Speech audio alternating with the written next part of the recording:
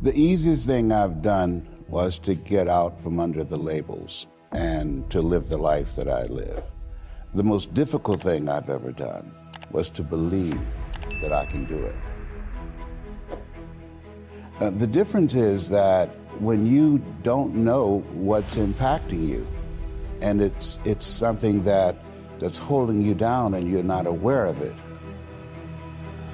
There are things that when you, in my situation, when you live in a dominant culture that is designed to destroy your sense of self and your belief in yourself, and you have to learn ways in which you can begin to connect with this power that you have within yourself to handle where you are. The key is to be constantly in a perpetual process of discovering the truth of who you are and fighting constantly to look for ways in which you can escape the inner conversation. Between ages 0 and 5, we determine what's available to us and what's not available to us. And so that was a defining moment. I knew there are certain things I could not do, certain places I could not go. They used to have signs on Miami Beach that said, Jews, dogs, and coloreds not allowed. And so now you have to operate within the constraints of the dominant society and the things that they've created for you. And it's a challenge to see yourself beyond that and to work to get outside of that, even after those laws have changed, because that has become so much a part of you, you unconsciously operate within the parameters of what has been put in place. Like you're driving on the expressway, the 405, and you'll get off on an exit that you weren't going in that direction, but you unconsciously did it because you've done it so many times that many people, because they're not making a conscious, deliberate, determined effort to think outside of what life has thrown at them, they end up doing the same thing over and over and over again. Einstein said that thinking that has brought me this far has created some problems that this thinking can't solve.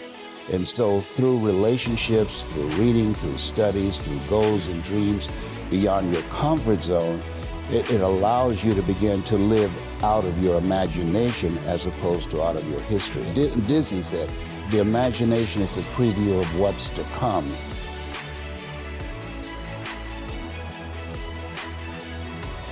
They have to expose themselves to something that will give them a different vision of themselves. And in addition to that, they have to put themselves in a community of what I call OQP, only quality people.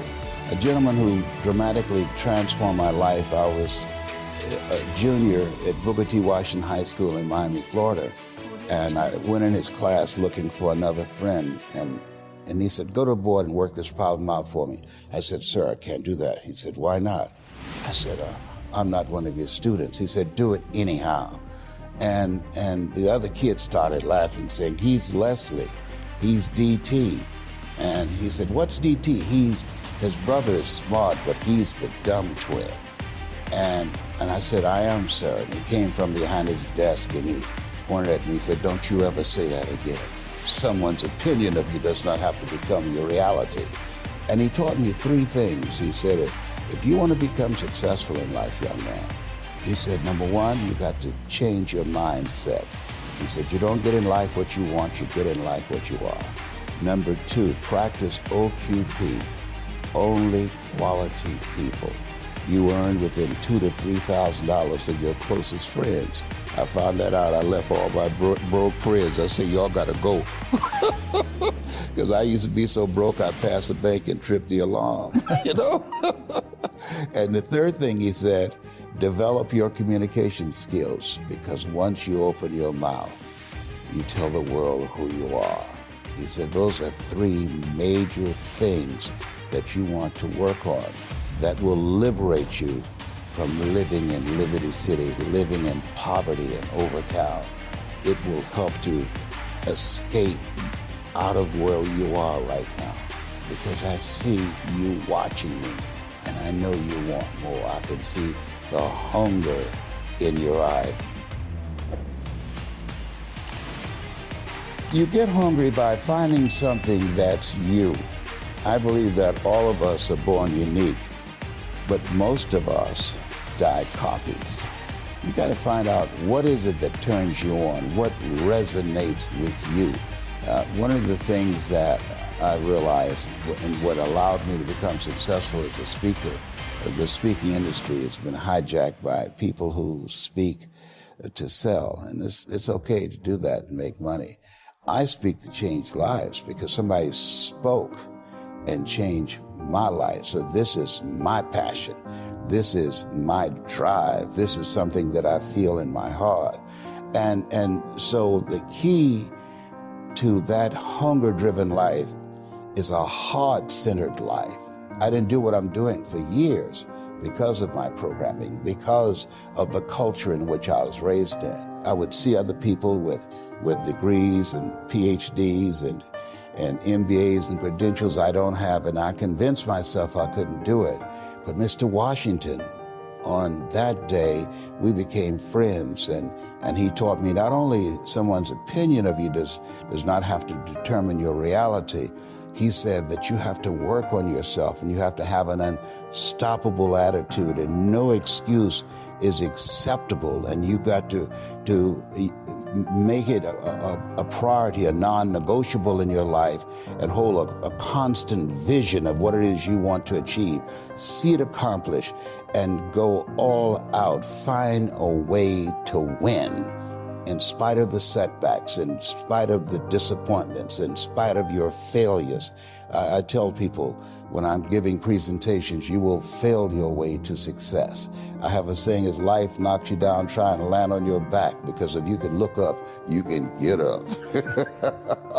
And so those experiences of going after goals that's beyond your comfort zone, and having relationships that will challenge you, and surrounding yourself with coaches and mentors who can take you to a place within yourself that you can't go by yourself, because you can't read the label when you're locked in the box.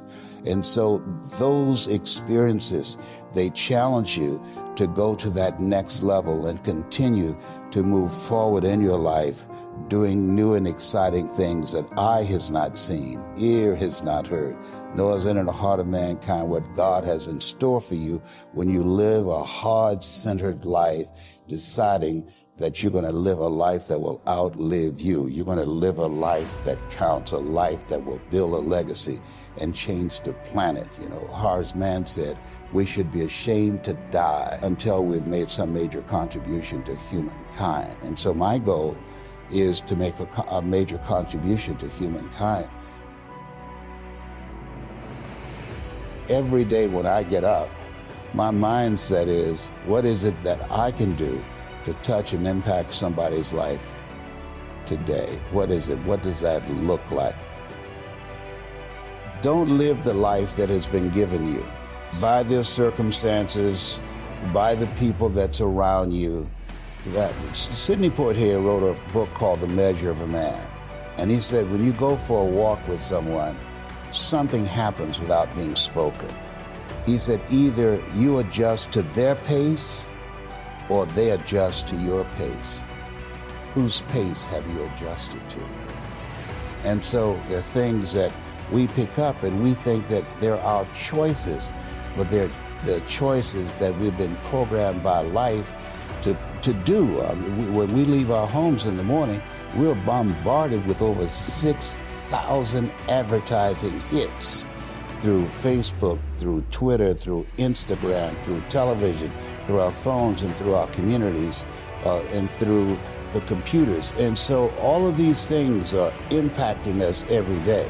So if you don't have a program for your mind, then your mind is going to be programmed, and you'll find yourself doing things that you did not know, and that they affected you, that they, through marketing techniques and strategies, that they will create a thirst within you. I came up in an era that said if you built the best mousetrap, the world will be the path to your door.